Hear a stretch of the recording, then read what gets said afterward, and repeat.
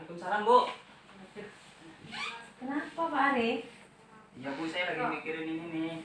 Model pembelajaran nih masa daring yang bagus tuh, yang enak tuh bagaimana? Emang masalahnya apa kok bisa sampai ke situ? Saya tuh gini, Bu.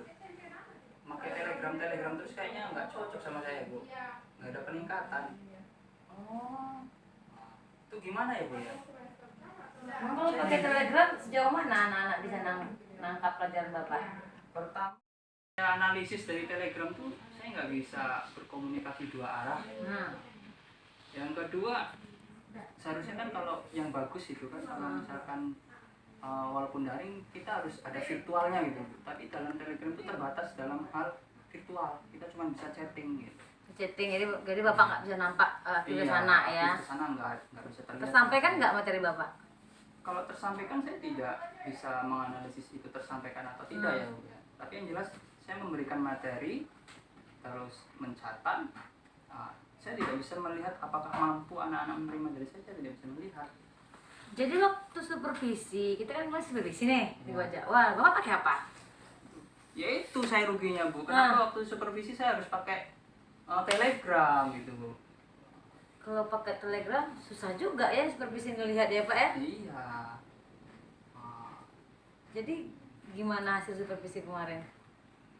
Saya nggak tahu hasil supervisinya gimana, tapi yang jelas banyak perbaikan yang harus saya perbaiki. Contohnya yang itu tadi berarti, yang makanya Bapak tanya ke saya itu. Itu, Bu.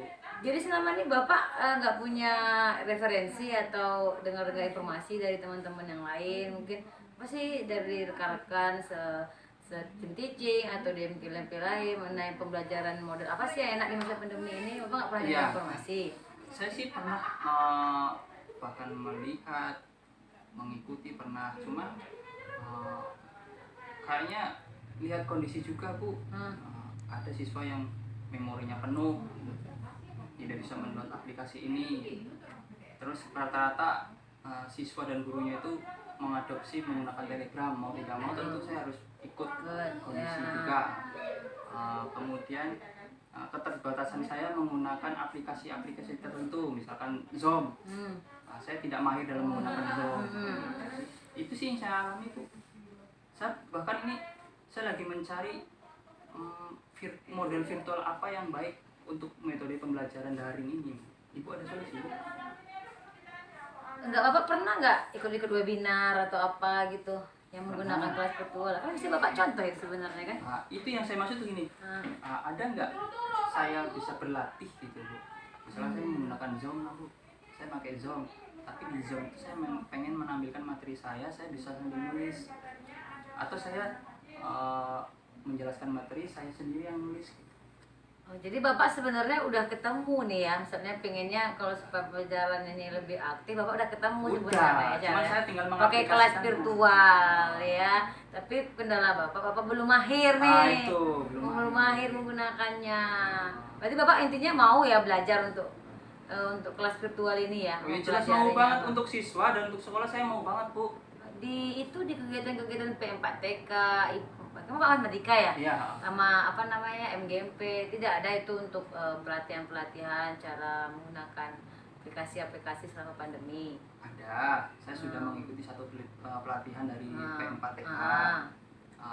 Di P4TK itu kemarin saya mengikuti pelatihan tentang Google Classroom. Nah itu tuh Pak. Google Classroom. Itu bagian itu Pak, Bapak bisa menggunakan yang virtualnya, apa namanya virtual tuh Pak? Yang Google Classroom kan ada itu. Tuh virtualnya gunakan Google apa ya? Tapi yang Google Meet ya? Benar kan Google Meet kemarin tuh? Yang Google Meet yang pakai virtual, kalau Google Classroom tidak pakai virtual. Ya, kan bagian dia itu Pak. Iya. Berarti Bapak udah mulai paham nih sebenarnya. Jadi Bapak harus berani mencoba nih Pak ke anak-anak. Bapak sama sekali nggak pernah cobain buka kelas virtual sama anak-anak? Pernah, tapi nggak terlalu sering dan tidak terlalu instan. Kalau yang namanya instan kan kita tiap hari pakai virtual, itu kan asik kan. Itu yang saya pengen yang seperti itu sebenarnya, tapi saya belum bisa melakukan.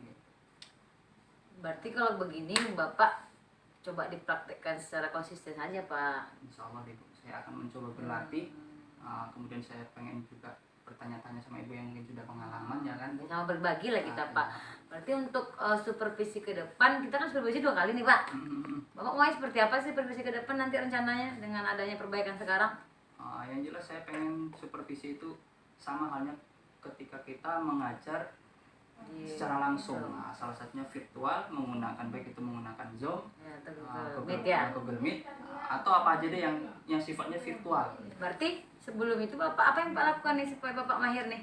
Ya saya berlatih dulu, berlatih tentang Zoom, berlatih tentang Google Meet, terus siapkan bahan ajar, perlengkapannya segala macam. Berarti Bapak harus cobakan dulu ke anak berarti ya? Tentu. Harus cobakan dulu Pak.